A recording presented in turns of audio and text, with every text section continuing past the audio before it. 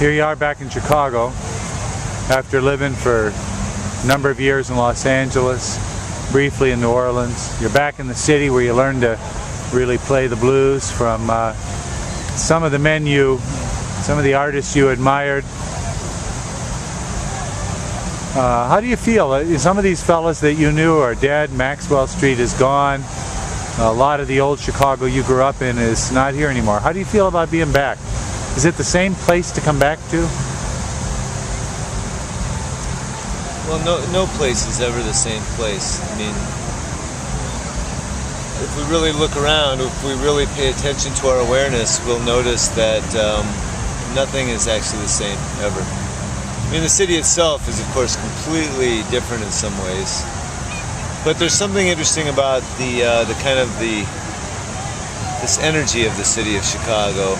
There's something very peculiar and particular to it that every city has. It has its own kind of, style, has its own collective. Do you want me to talk louder? Please. I think we're fine. Okay. I'm right in front of the camera. So. So you're saying every city has its own energy? It has its own collective neurosis. It has its own style. It has its own, there's something about the geography of a place that I think plays an important role in how the place is, created. I mean, obviously this is a city with a lake and a river, and it was good for business and so on. But it's also a city built on bedrock. It's a city that's very solid in a way, and so the people are very solid and they're very earthy, and they kind of know how to do things, and they have a kind of aggressive common sense, and this is the way it's always been done, and that is not going away. That's a part of Chicago. You might go someplace like Los Angeles that's built on shifting plates, and like everything's just kind of loosey-goosey, and nothing is very solid, and it's very sort of dreamy in a way. So there's that. I also feel like the history of a place plays an important role, obviously, in the way the energy of a city is. The indigenous people that were wiped out, and then the French trappers, and the various ethnic groups that moved here. And it's an interesting place. It's very culturally diverse. I mean, it seems to be getting more and more culturally diverse. When we first moved here, we lived in Uptown, which was mostly, at that time,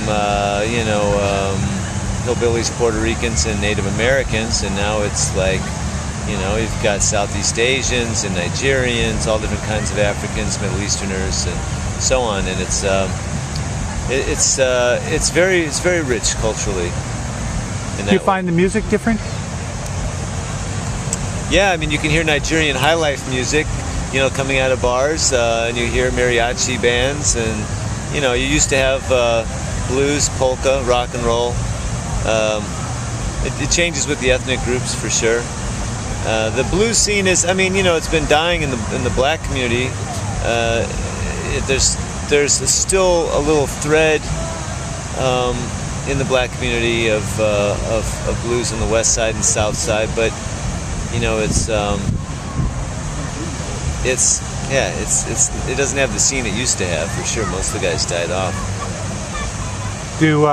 Is there any one or two of them that you miss more, that were people that you learned from, or people that you enjoyed hearing play? Yeah, I miss Maxwell Street Jimmy Davis. He was one of my best friends in a way, and he was really a character. He was a guy that was with the Rabbit Foot Minstrels in the late 30s. He danced on broken glass in a grass skirt. He was a clown basically in the circus. And then he learned how to play guitar from John Lee Hooker, and he moved up here from Mississippi.